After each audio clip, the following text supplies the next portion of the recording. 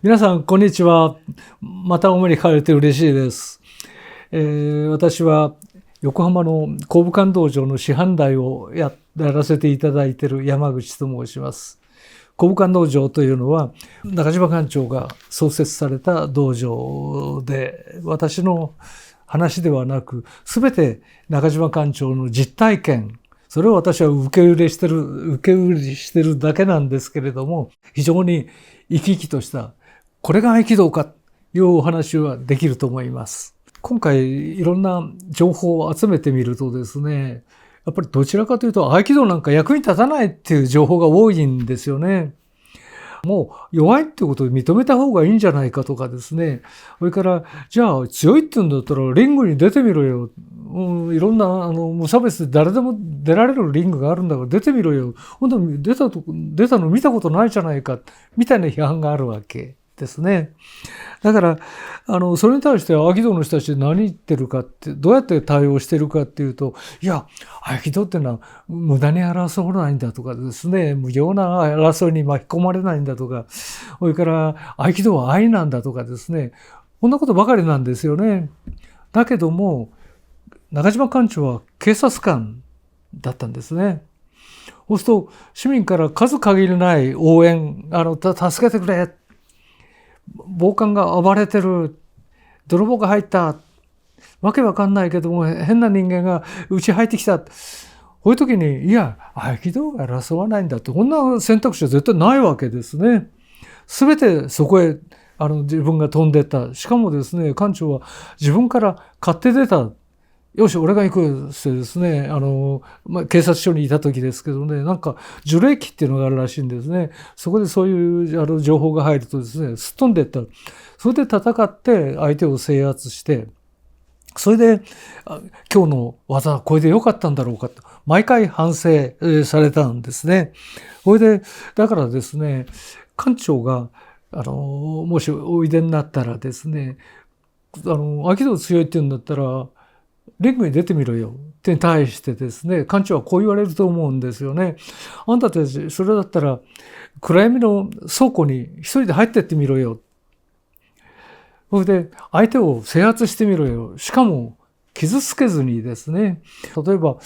倉庫に泥棒が入ったと警備会社から警察に電話が来るわけですね。何とかしてくれ。そうするとそこへすっ飛んでいくわけですけども、実戦っていうのはそういうもんであってですね、相手が何人いるか分かんない。どんな武器持ってるか分かんない。後ろからかかってきたって構わないわけですよね。これで中にはですね、硫酸みたいな液体を引っ掛けてくるのがいるとかですね、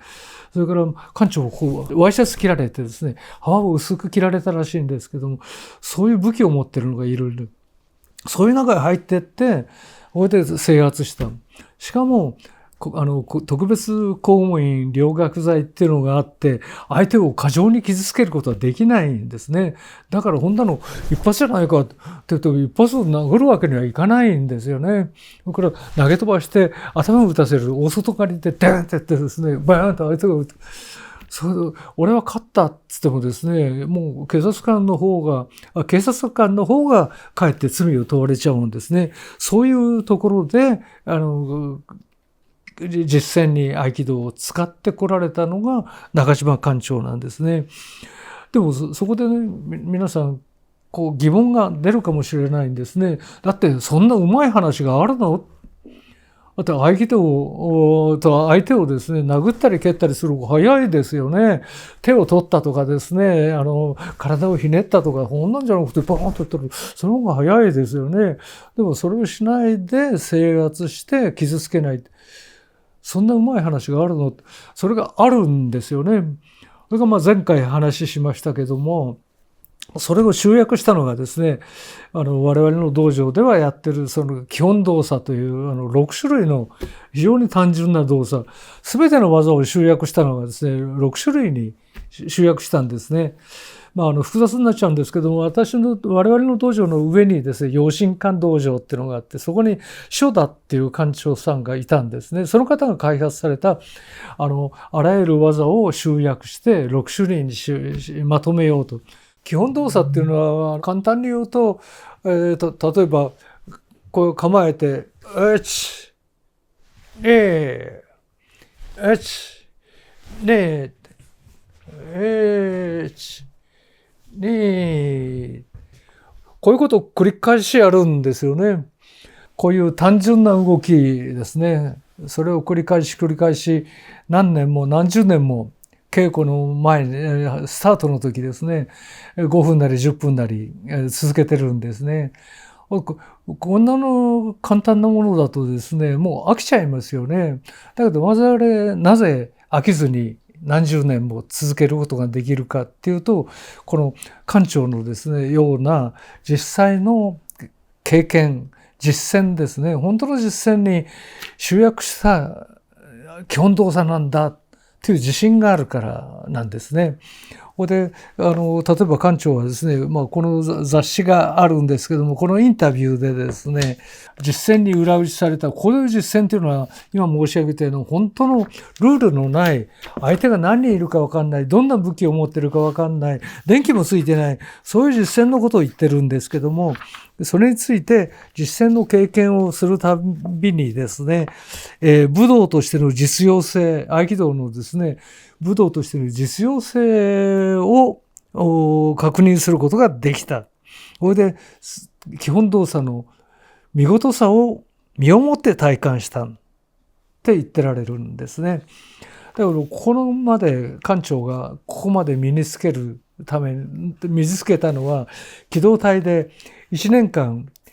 養心館という道場にですね住み込んで特別な教育を受けたんですね。その時に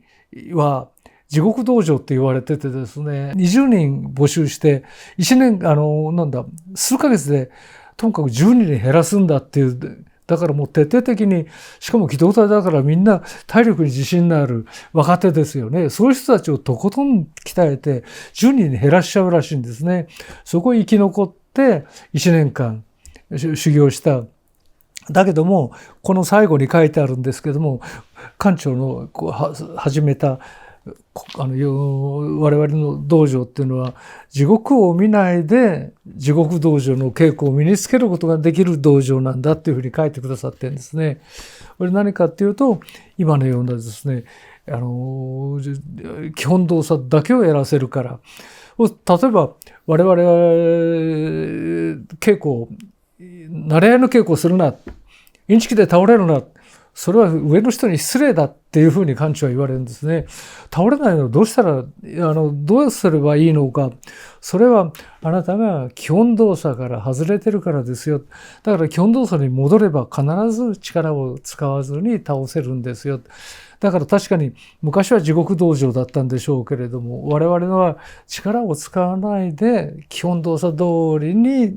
動くことによって合気道を身につけることができるという、そういう合気道にはそういう素晴らしさがあるんですね。だからいろんな批判がありますけれども、そういう中で我々は合気道の素晴らしさをもっともっと発信していきたい。ほいで、いや、合気道は無用な争いはしないんですよみたいなね、逃げじゃない、逃げないで戦える、そういう合気道がここにあるんです